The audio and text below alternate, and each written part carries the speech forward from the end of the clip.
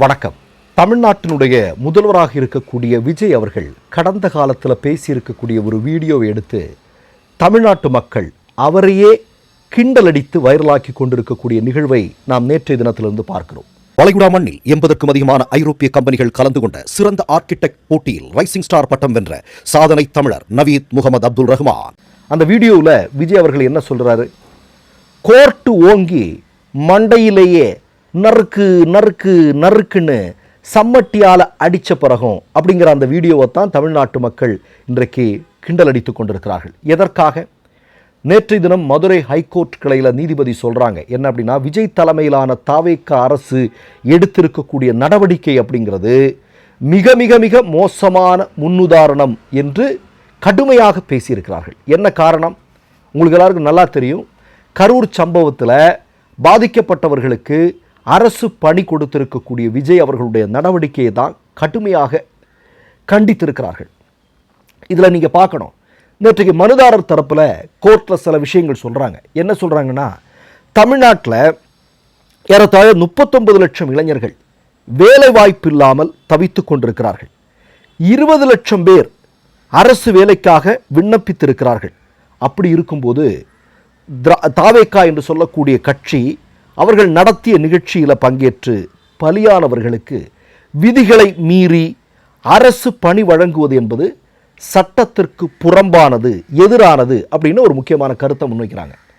இதை எதிர்த்து அரசு தரப்பிலிருந்து இல்லை, இது ஒரு சாதாரணமான விஷயம்தான், சட்டத்திற்கு உட்பட்டு தான் பண்ணியிருக்கிறோம், ஒரு சாதாரண அரசு பணியைத்தான் நாங்கள் வழங்கியிருக்கிறோம் அப்படின்னு சொல்கிறாங்க.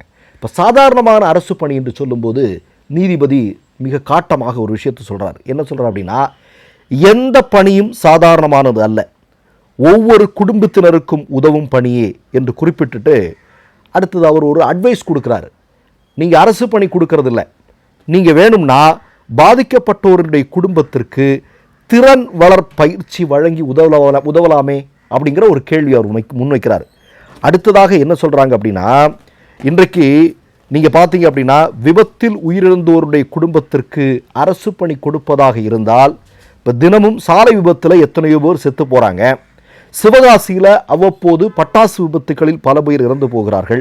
அவர்களின் குடும்பத்தினருக்கெல்லாம் அரசு பணி கொடுத்து கொண்டிருக்க முடியுமா அப்படின்னு அடுக்கடுக்கான கேள்விகளை கேட்டிருக்கிறார்கள். இப்போ நம்முடைய இது எப்படின்னா, இப்போ மதுரை உயர்நீதிமன்றம் எழுப்பிய கேள்விகளுக்கு எந்த பதிலையுமே விஜய் அவர்களுடைய அரசு தரப்பில் சரியாக பதில் சொல்லலை.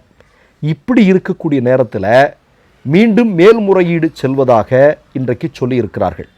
அப்போ நம்ம என்ன கேட்குறோன்னா, ஏற்கனவே விஜய் அவர்கள் இப்போ பரப்புரை காலகட்டத்தில் சொன்னார், யார் வீட்டு நெய்யில் யார் ஸ்வீட்டு கடை நடத்துறது அப்படின்றது.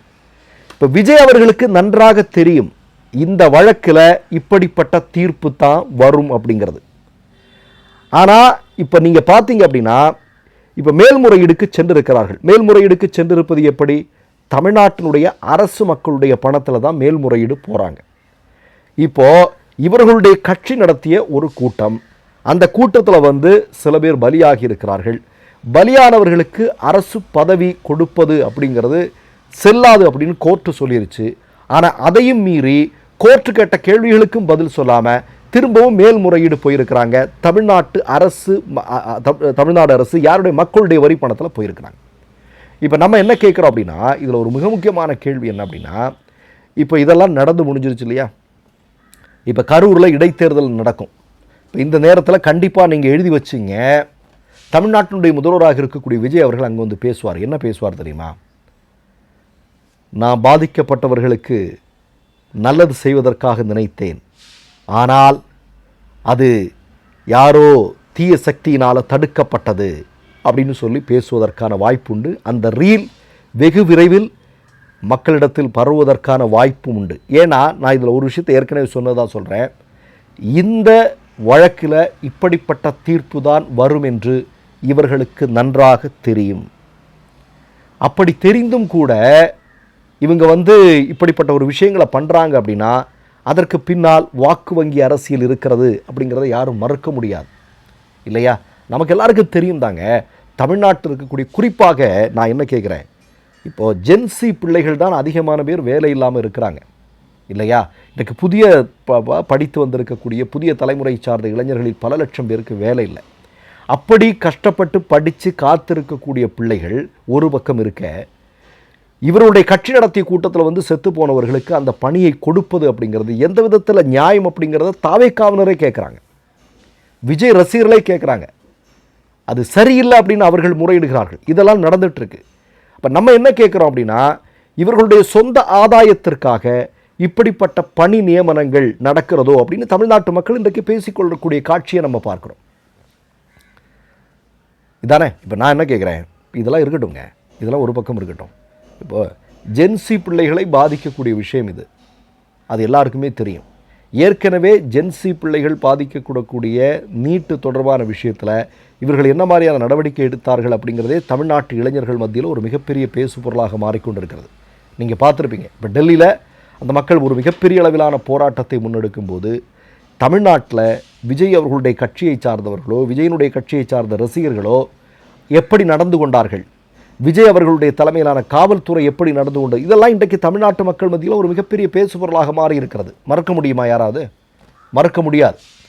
அப்போ எப்படி இருக்கும்போது இவர்கள் தங்களுடைய சொந்த கட்சியினுடைய நலனுக்காக, தங்களுடைய வாக்கு வங்கி அரசியலுக்காக இப்படிப்பட்ட செயல்பாடுகளை தொடர்ந்து செய்து கொண்டிருக்கிறார்களோ அப்படிங்கிற ஐயம் தமிழ்நாட்டு மக்களுக்கு வலுவாக எழுந்திருக்கிறது அப்படிங்கிறதா இந்த நேரத்தில் நம்ம பேச வேண்டியிருக்கிறது.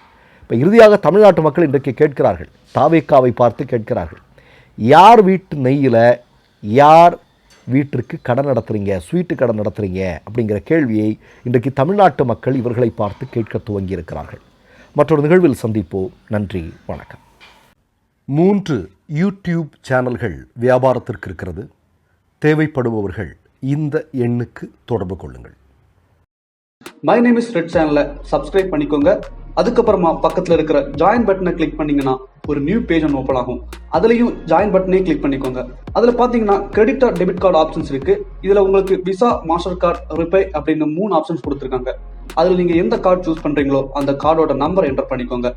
அப்புறமா கார்டோட வேலிடிட்டி மந்த் அண்ட் இயரை டைப் பண்ணிக்கோங்க. அடுத்தபடியா உங்க கார்டோட பின்னால சிவிசி கோடுன்னு சொல்லிட்டு 3 நம்பர்ஸ் கொடுத்துருப்பாங்க. அந்த நம்பரை இதில் என்டர் பண்ணிக்கோங்க.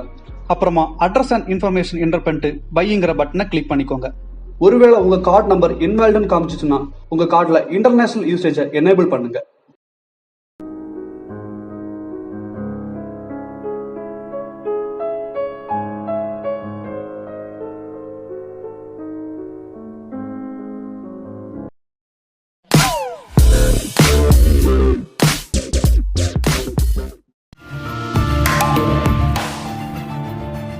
கேள்விகளை நீ கேட்கிறாயா அல்லது நான் கேட்கிறேன்?